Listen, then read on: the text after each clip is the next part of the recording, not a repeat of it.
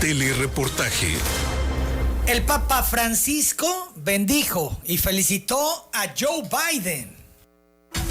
En directo, la periodista Valentina Alarraqui nos reporta en vivo desde el Vaticano. Valentina Alarraqui, corresponsal de Telereportaje desde el Vaticano. Valentina, qué gusto saludarte. ¿Cómo estás? Igualmente, muy bien, todo bien.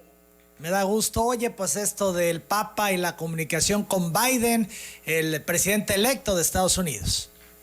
Exactamente. Bueno, la información llega desde los Estados Unidos porque curiosamente el Vaticano no ha emitido un comunicado sobre esta llamada telefónica, solo confirmó cuando le preguntamos al portavoz, nos dijo que en efecto hubo esta llamada, pero bueno, no ha habido ningún tipo de comentario por parte del Vaticano. Lo que sabemos, lo sabemos de parte de del equipo cercano al presidente electo, quien dijo que bueno, le agradecía al Papa Francisco el haberle felicitado. Además, el presidente electo Biden, pues también quiso enfatizar, digamos así, su aprecio, su admiración por la labor que desarrolla el Papa Francisco en favor de la reconciliación de la paz, y algo creo que bastante claro fueron los temas en los que piensa trabajar junto con el Papa y con la Santa Sede, que son el de la pobreza, el del cambio climático, el de la migración. 3 temas que obviamente enfrentaban al Papa Francisco con la anterior administración. Entonces yo creo que ahí ya hay una clara,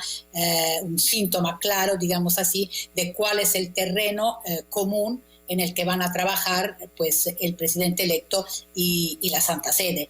Vale la pena, Valentina, perdón que te diga, vale la pena decir que Biden es católico. Claro, el segundo presidente católico, exacto, después de Kennedy. Eso es importante, pero al mismo tiempo hay un frente abierto dentro de la Iglesia norteamericana, porque hay obispos que no lo quieren reconocer, incluso le piden a los fieles católicos que no lo reconozcan por su postura sobre el aborto. Él ha especificado que a nivel personal él está en contra del aborto, pero bueno, no quiere obviamente que su opinión pues represente, digamos, un dictat para todos los demás. Entonces hay este frente abierto, digamos, sobre lo que serían valores católicos, pero hay todos estos temas, obviamente, en común con el Papa Francisco, y aparte, como tú dices, bueno, es un presidente católico, entonces la cercanía, obviamente, con el episcopado norteamericano y por ende después el Vaticano tendría que ser mucho más cercana. Aparte, digamos, seguramente puntos de vista sobre esas materias mucho más acordes, mucho más afines entre el Papa Francisco y el presidente electo.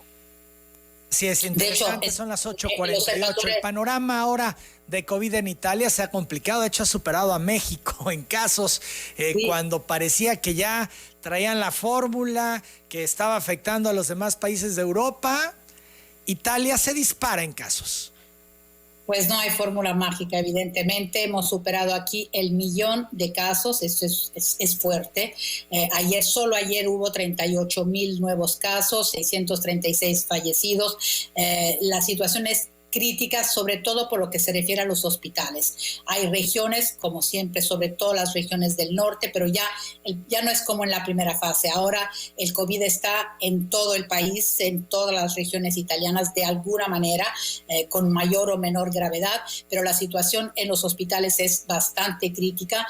Hay hospitales en los que ya prácticamente se ha saturado toda la sección dedicada a cuidados intensivos. Entonces hay llamados continuos por parte de los enfermeros, asociaciones de enfermeros y de médicos, en el sentido de que le piden al gobierno un nuevo confinamiento total a nivel nacional. Ahora el país está dividido en 3 áreas, roja, naranja y amarilla, de la más grave a la menos grave, según varios índices, obviamente entre ellos la situación de los hospitales, además de los números duros, digamos, de los contagios.